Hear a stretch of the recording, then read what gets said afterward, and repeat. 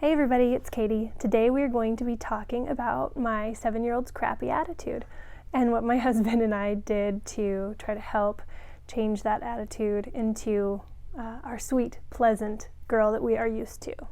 Our oldest daughter is 7, about 7.5, 7 and a few months, and lately she has been giving my husband and I just a really hard time, especially around bedtime, but throughout the day, but especially at bedtime.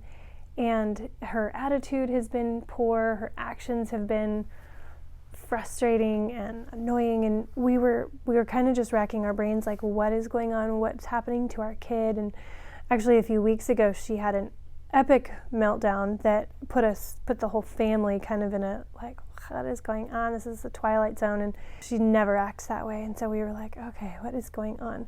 Part of it was sleep. However, what we kind of came to after thinking about it and talking about it and praying about it a little bit is that she has a very specific love language, as do all of our children. And it's up to us as parents to kind of figure out what those love languages are. And you do, over the years, you start to see, okay, this means a lot to her. But we started to realize that her primary love language was not being addressed enough. And so is that the fix to it? I don't know, but we have been working really hard in the last few weeks to try to speak to that specific love language, and things have actually gotten quite a bit better. For some of you, you might be thinking, love language, what is this? So it's an idea that's been made extremely popular by Dr. Chapman. He wrote a book on it. It's the 5 love languages, and he actually also has a book for children, understanding your children's love language and how to kind of start to ferret that out, because when they're young, it's not really easy because they are all of them. They want them all. I'll have gifts. I'll have this. I want you to make my bed. So anyway, you'll find a link in the description below, or you can just Google Gary Chapman love languages, 5 love languages. So there are words of affirmation, quality time, physical touch, acts of service, and gifts. So our oldest, what we have discovered is that her primary love language right now, and I think some people say that, they can change, and they might change for a season, but typically we have one primary and then maybe a secondary, and it might flip-flop a little bit. But anyway, her primary love language is quality time, followed by words of affirmation, but quality time is really what makes her tick. And we've noticed that when she gets quality time with my husband and I, or separately, or her grandparents, or her uncle, or people who mean a lot to her, she is ready to go, conquer the world, happy. Her love tank is full. We actually did a video on love languages for children, and you can find the tag up there if you want to watch the video to understand it a little bit more. So I'm not going to go into a whole lot of details today about it. I'm just going to speak specifically to her particular love language, which is the quality time, of course. And so, like I said, what we noticed is that when my husband and I intentionally set aside time to play with just her, or to do something with just her, her attitude got a lot better, which would make sense, because if she receives love, if how she feels the most loved is by having quality time from the people that she loves, how do you feel when you're just bubbling inside with love and you've been well taken care of? Or how do you feel? You feel fulfilled, right? And I think that especially when you're young, when you're 7, this type of thing just fills her right up, and it makes her really happy. So you might ask, well, what does quality time look like? So I think that it's probably a little bit different for every kid, depending on age.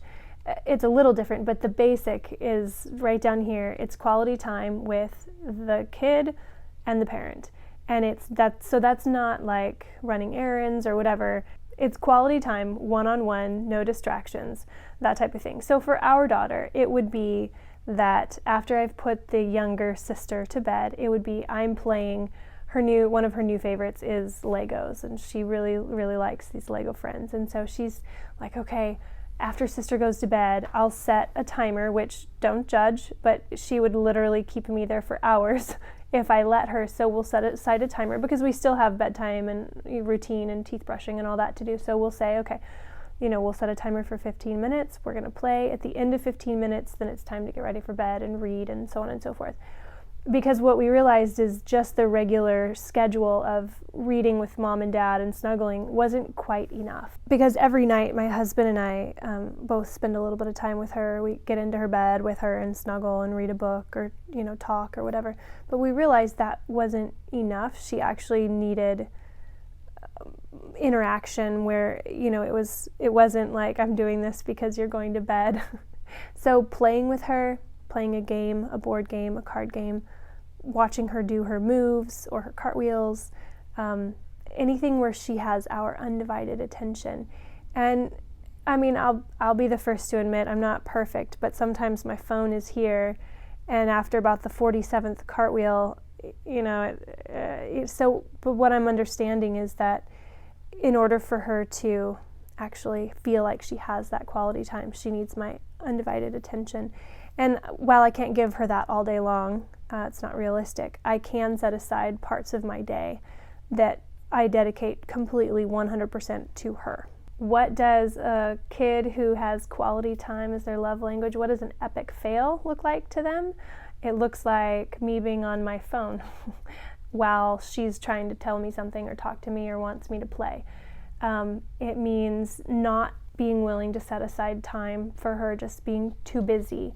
It means trying to wrap in errands and trips over here and trips over there with things that I need to do in a mommy-daughter date. That, what we've come to realize, at least with our daughter, is it needs to be intentional, and I think she's starting to understand intentionality. Not 100%, but she's starting to get that it's not as fun to stop off and get an ice cream and go get in the car on the way to the grocery store because I'm distracted and I've got other things going on, and it's not about her, which that's okay. I understand, because it's a quality time issue. So I'll cut to the chase. What have we done or what are we doing to diminish this crappy attitude? We are making time to play with her during her sister's nap, or making specific time before bedtime. We're doing little outings as often as we can, doing something fun for her. We're allowing for and also trying to be intentional in arranging time for her to spend solo time with the grandparents or with her uncle. Just being, and this could be all consuming, but what we've realized is it doesn't have to be much. Literally, she's happy with 15 minutes before bed. And it's just, and it could be all day that it's been too crazy and too busy. But if I give her that 15 minutes, or if my husband plays a game of Uno with her, which, I mean, if you've played Uno, that could be a long time. But it literally doesn't have to be much. It's just that 100% eye contact. It's you and me, or the three of us, and she's good. It's like the tank it's full.